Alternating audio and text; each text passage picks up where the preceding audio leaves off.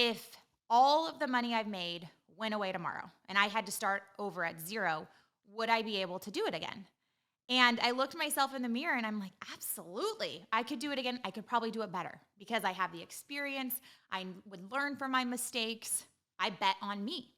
And that's where people have to get to, is that belief in themselves that no matter what, I can do it again.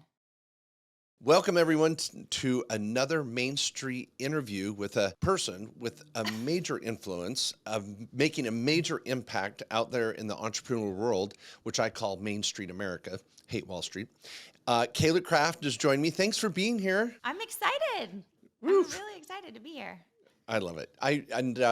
We've been building a relationship this last few months, and I've just loved following her social media and her inspirational messages. She does such a great job. She's been, there's so much you've done. I love the branding training and sales training and entrepreneurship you did for 12 years, but now it's morphed more into real estate and business coaching and business mentoring in a different way. We're going to unpack that, but folks, you're going to love the insights I'm sure you'll get here from Cayla today, and I'm really excited about that. So Crafted Entrepreneur is the podcast. I'm going to say it right now, that if you are looking for a new angle, you're burned out on some older podcasts, get over to Crafted Entrepreneur. Love that name, Cayla Craft. Crafted Entrepreneur. Yeah. So cute. I know. Wish I could creative. be that cute. I love it. Well, okay, I had this big question. This is the one. I was literally driving in this morning, and I was like, you know what I want to ask is, like, did you grow up thinking you were going to be an entrepreneur? Or when was the moment when you're like, you know what? I want to be freaking a business, or just you fall into it as you were going through your 20s and selling and growing and training, and you thought, holy crap, I'm an entrepreneur. When did that click? Like, you found that voice? Right. So I definitely didn't grow up thinking I was going to be an entrepreneur. I didn't know anybody who was an entrepreneur. I was the first person in my family to graduate from college, and I became an ER nurse, and that was like my goal. Really? I was so excited, to be a nurse, because I knew there was a nursing shortage and I was always going to have a job. So I very much had an employee mindset, play it safe, get that paycheck every couple of weeks. And then I found myself at 23 years old. I had a 1-year-old, and I hated leaving him for 12 hours a day. I'm like, there has to be something better than this. So I started being like a nursing professor at the local college. And so there was a lot more flexibility. We made a lot more money. And I was still like, you know what? Like, this isn't it. Like, there's more for me. I went from making $28 an hour to $80 an hour. And I was like, I like this. Like, okay, what else is out there for me? I found a network marketing. And then that was like, whoa, there is no ceiling on the amount of money I can make. It is all up to me. And it was really the first time in my life where I met people that made a lot of money. And I was looking at them and I was like, these people are awesome, but there's no difference between me and them. So if they can have that type of lifestyle, I can have it too. And I just got to work figuring out what a personal brand was and how to monetize it.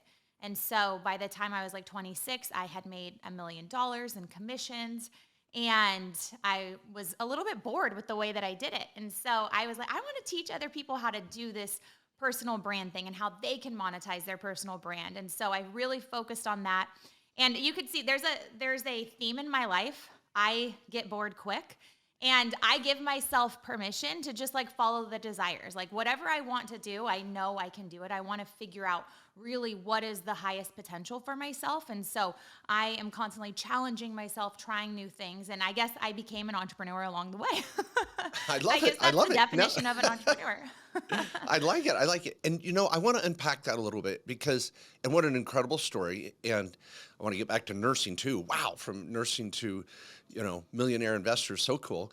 But okay. So I know a lot of your messages in the past, you've evolved from helping other moms figure out this journey to now helping all types, sizes, ages, and genders of business owners and entrepreneurs.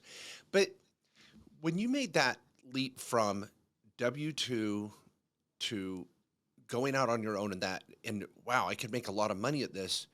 A lot of your messages on your social media are about that transition and having confidence and faith that, holy crap, can I do this? And the fear that's involved there. Well, what it sounds exciting, that piece of it, but how scary was it too? How did you overcome that fear? It was really scary. It took me quite some time. I was making already $1 million a year before I actually gave up nursing. I had gone to Oh, really? work at a surgery center where I would wake up at 4:30 in the morning. I was pregnant with my third child, and I would go and work for just a couple hours because I was so scared to give up that identity piece of being a nurse. I mean, since I was 14 years old, I wanted to be a nurse, and then here I am going, I'm going to leave it all. I even let my license go. It's such a big deal. So what happened was I had to start hanging out with people who were entrepreneurs. At that time, I had a group of nurse friends and they thought I was crazy. So, of course, I thought I was crazy. But then when I started hanging out with people who were doing big things, investors, who was network marketers, just some other people that owned their own businesses, I thought, okay, again, it's surrounding yourself with those people who are doing it. And then you think, like, if they can do it, I can do it. And they speak life over you. And so I just decided to take that leap. But of course, yeah, it was scary, but it's all about the story you're telling yourself. And I asked myself the question, if all of the money I've made went away tomorrow and I had to start over at zero, would I be able to do it again? And I looked myself in the mirror and I'm like, absolutely. I could do it again. I could probably do it better because I have the experience. I would learn from my mistakes. I bet on me. And that's where people have to get to, is that belief in themselves that no matter what, I can do it again. And yeah. Well, incredible. I love it. And this transition, has it been smoother to embarking on real estate investing? And because it's like the sister to being an entrepreneur in a lot of ways. But what's different about this transition? Well, I've been investing in real estate for the last 9 years. So once I started making money, I started investing in real estate. And now that I'm teaching other people how to do it, it's been just an education piece for people. Like, hey, I'm not so much talking about social media and personal branding anymore. Here's what I'm excited to talk about. And I think people get excited seeing the evolution because it gives people permission to evolve themselves. People need that like inspirational icon in their lives, and I'm happy to be it for people. So, tell us about one of your real estate projects, real quick. I mean, you're raising some money for a fund and a large development, but you also have the little rentals too. What do you most like about real estate? Yeah, right now I'm focused on just flipping properties. So my brother-in-law and I work together, and we're focused in the Central Valley in California and just flipping homes there. He found this little property. It's literally 2 streets away from the high school I graduated from. And so I like to focus in areas that I understand the neighborhood, and I understand the economy and everything that's going to be, happening in that little area, because you don't want to get places that are high crime, right? So we got this property because I made a post on Facebook. I love Facebook. People say Facebook is dead. I live on Facebook because I'm constantly getting deals over there. So I had made a post like, hey, I'm looking for a couple houses this year. And we found out somebody in my network had inherited a property and he didn't know what to do with it because the roof was caving in. And he's already behind in taxes. Like, he has a lot of issues happening. So we decided to pick up the property from him and we're going to flip it. So I'm really excited right now because I'm actually funding this whole entire deal through a couple of my friends that are all childhood friends. And we're going to go in on it together and make hopefully a triple-digit profit on it. Oh, I love it. Do you like rentals more or flipping more? I like flipping more. Yeah. Especially in California because of the tenant laws. So I used to hold a couple rentals in California, but we got rid of all of those in 2020. Yeah. Okay. Well, for the entrepreneur, for me, that was a inspiration for my financial freedom book, because as I work with entrepreneurs, they start making money, they're getting their brand dialed in, and they're like, where do I put my money? What do I do? Mm-hmm. And more and more, I found that the wealthy people around me, those circles that you talk about, hanging out, and the clients that come through, they're like, okay, Mark, you're noticing that wealthy people all own real estate. That's a pattern. And so it's Yeah. So trying to get, yeah, what are your thoughts on that? Well, so I've invested a lot of the capital back into private equity funds and private debt funds. and then have my money just work for me that way. Because I found out I've done Airbnb. I didn't enjoy that. I don't enjoy like managing and dealing with property management companies right now at this time in my life. So I own a couple fourplexes in Alabama and I manage those. Well, I have a property manager that does that for me. But other than that, like I think I see myself holding more properties in, 3 to 5 years. But right now I just, I'm in the exciting side of just like getting that big cash in flipping I love and it. then Okay. reinvesting it in funds. I also Well, have like, a lot of, I want to talk to you about our cash advance syndication because I don't know if you've had anybody on the podcast talk about that. Have you heard? yeah. Okay. No, go ahead. You please. Because this is really what I have like been really excited about in the last year and a half. My husband, he is in like the cash advance world, and we created our own cash advance syndication. And so basically, what it is it's invoice factoring. So we help businesses with these small business loans that they're gonna, they need a little cash advance on the front end because their, receivables aren't getting paid in time. And so it's hard money lending, So we're basically like factoring invoices and getting paid a lot. Wow. And how many, yeah, no, factoring is a sweet business. When I was in Yeah. my undergrad in accounting, I figured out factoring. For those that don't know, if that's just because I want to talk about this is cool, is that when a business owner has, let's say, 50 grand in accounts receivable, they haven't learned how to properly run their business and they get accounts receivable, which is a problem in the first place, but they're sitting there with 50 to 100 grand in AR and they're like, I need that to pay payroll this week. And I know I've already earned it. I'm just waiting for this customer to pay. Factoring, I don't know where that word came from, is a factoring company will say, well, I'll lend you the money in advance of your accounts receivable and you assign your accounts receivable over to me. So when this person pays, it's going to come to me first, not you, to protect my advance that I'm going to give. That's the world of factoring. And you've syndicated this. Like you've created a fund just like massively go out and do this Right. Yeah, we have all an over the country. SPV. Yes. Yeah. So we're helping about 1,000 businesses a year in this, and we've just signed 3 new contracts that are like huge, huge, huge. I'm so excited about. So we're raising for this cash advance syndication right now as well. Yeah. So Well, I'm excited exciting. about it because we're guaranteeing 12% annually for people, and you can't get that really anywhere else in a fund model right now, even with real estate. So I'm excited about it because we're helping these small businesses that are having issues, but they, have the cash flow coming in. It's just not coming in right now. So we're helping these people out in a pinch. We just helped out a online entrepreneur who was hosting an event, and you know how it is to put on events. I mean, sometimes these Yeah. things are multiple 6 figures to put on these events. And at the event, you're going to sell a big product and you're going to have some money, a lot of cash flow coming in. But in the meantime, to pay all these vendors and all these people, she was in a huge bind and we were able to come in and help her out. So we're really helping businesses. And that's what, gets me really fulfilled at the end of the day, is knowing that we're helping Wow. people inside of Well, this. what kind of fund did you do? Do people out there have to be accredited investors? Is there a minimum buy-in? What's Yeah, so this is the only one where we're actually taking non-accredited investors. okay. So that's also like with my real estate fund, everybody has to be accredited. And so it really, creates a big gap for people. So this one we get to take non-accredited investors, but they can only invest 10% of their income.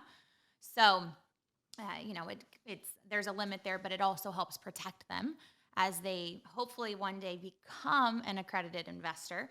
But this investment is a lot more liquid because we say, you put it in for a year, you can pull it out after a year if you want to, but most people keep it in because the compound effect starts to happen because not only are they still investing their original principal investment, they're also now investing their interest back into Yeah. these deals. So I they love end it. up, I love it. yeah. And a minimum, because I want to tell people about it more. Is Yeah. there The the max minimum is on at this is 10%. Yeah. is like the minimum you have to be able to put into this is around 25,000. So what Okay. I've seen even with non-accredited investors is they've been, building up their investment account. Maybe it's taken them a couple years to get to that $25,000 in that investment account, but they still don't hit that required $300,000 a Yes. year, Yeah, those right? big But funds. I see it all the time with my real estate fund. It's like, Kayla, I have 50,000 to give you, but I can't take it. But Yeah. this opening up this SPV helps, those people. So, I love it. I love it. Okay, now back to helping the small business owners. I know okay. you've been a business coach and trainer for years. Um, that this might blindside you. Be creative here with me if you could. I know All right. you going through your entrepreneur life. When you're meeting with someone trying to make that leap again, I love that leap that you made from quote unquote the corporate world. It was the medical industry to entrepreneurship. Um, what are business ideas that you've given to men and women that are trying to make that leap? You went through network marketing, which is a very low barrier to entry. You just got to kick your Right. butt and get out there. What other that and other businesses do you like to see young entrepreneurs or people getting back into the workforce in their 50s even, like, or into Yeah, entrepreneurship? it's always about monetizing their expertise. So I'll give you a recent example. You said, in their 50s. I had somebody she's around 56. She's been a hairstylist for like 30 plus years. And she is really good at helping people revive their hair growth. So she's working with a lot of people that are losing their hair. Well, she's created this awesome treatment along with a doctor on like it's amazing what she's doing for people's scalps. And so we created an entirely new $1 million business for her in all around like luxury hair growth. Because I think, people can walk into any med spa and get a hair growth treatment. But I'm always on the camp of how do you make everything you do luxury? Because people will pay for luxury. They will pay Yeah. for you to come into their home and take care of them and make them feel special, and put the cherry on top. So we were able to help her do that. And she's just been coloring hair for years, but we found this unique thing that she did that she was just had it priced wrong. She didn't have the marketing on point. And so we helped her with that entire package. And now she's rocking and rolling up in the Wow. I love it. Northern California. Yeah. Wow. And med spas are so cool. Do you get your IV treatment on a regular basis? You've been doing IVs? I have actually an IV concierge that comes to my house, but I'm not doing it as much anymore.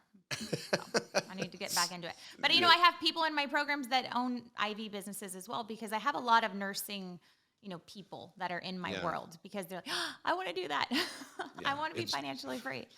Yeah, it's a cool business model, especially if you have that. What do you call it? You're not a. I'm going to say philanthropist. What do you do when you learn how to draw blood? You're called a phlebotomist. Phlebotomist. There you Yeah. go. Not a philanthropist. Phlebotomist. That's where you. Oh my gosh. So with these business owners that you're trying to bring along and help and coach through it, what do you tell the moms out there, the dads? How do you how do you balance that entrepreneurship with kids? What's the pros and cons even? I think there's pros and cons to it. Well, if you want to be a business owner, I just think the work-life balance thing is an absolute myth. I really think it was something I used to chase like 10 years ago. And then I found out rather quickly, like, there's seasons. I like to teach seasons. And just like, the world has seasons, we have fall, winter, spring, and summer. I like to work in those types of seasons because that's what works best for my family. So in the summertime, I like to not work as much. I enjoy doing less. And then when the fall comes and my kids are back in school and everything's rocking and rolling, that's when I'm like hitting it hard. And in the winter, I've done a whole podcast on this because I just think it really works out well for people that have families is, work with what you have instead of trying to do what people that have no kids, people that are empty nesters, their life is going to look a lot different than you. So you have to make the rules for yourself. And so that's currently what I've done. I always take off July because I know that's the month that we're going to travel with the kids. And I've set up my business to be able to do that. So you get to make the rules and you also get to break the rules that society has given you. It's funny how you talk about seasons of life too, because it's now become the opposite for me. Like December Oh. is my month because I know that's when my kids that are older now are going to say, Yeah. okay, we can get away for the holidays, or we can take off at work, or we can do this. And in my business, December is busy with year-end tax planning, but it's not the craziness of most entrepreneurs in the spring and fall. And so I flipped that. It's interesting. July's your Yeah, so month. you've made your own rule, right? You're like, okay, I know I want to spend as much time as I can with my kids in December. That's when you could squeeze the juice, right, out of Yeah. those relationships. And so Yeah. you build your business around that. You've put systems in place and the right executive team in place for you to be able to go and focus on that while they run the business. And that's one of the pros of being an entrepreneur. You can choose any 12 hours a day you want to work. Yeah. So lots of flexibility. All right. Yeah. Well, oh my gosh. Okay. So one last question here too. So as um, it was interesting. You mentioned that you were the first to graduate from college from your family, first entrepreneur. Very interesting. Um, how has it changed the way you're raising your kids compared to the way your parents raised you? Do you talk about entrepreneurship with them, and are they opening lemonade stands? Like, what's going on? Yeah, for me, I was raised by a single mom. My dad was in jail most of my life and even into my adult life. He had an addiction problem. He still does. So for me, I had a lot of instability. We never knew like how things were going to work out. My mom lost our home when I was 8 years old, and we kind of just went from like home to home after that. So that's why I craved like stability in a job. And then I got to start dreaming again in my 20s when I realized, like, okay, not every family is like that, and I can create the family I want to have. So I'm trying to create a family of entrepreneurs. I'm teaching them now. You can do anything you want to do, and I teach them like as we go along with like real estate investing. I'm teaching them the numbers. I'm trying to give them that mindset of how to think about things. I don't want to indoctrinate my kids on what to think. I really want to teach them to be critical thinkers. And, going back to when I was a nurse and I would manage and lead teams, you could tell the difference between the people who just know how to do tasks. I don't want my kids to be like that. And I liked the people who were excellent nurses, excellent doctors, were the people who critically thought about problems. And so I knew from that moment I wanted to teach my kids how to be critical thinkers. And so I'm constantly like, we're not scared of problems. We face the problems head on, and how do we think about these things? So last week, actually, my youngest we live like in this cute little gated community, and he went out there and made a bunch of slime and was selling it, and he's raising money for charity.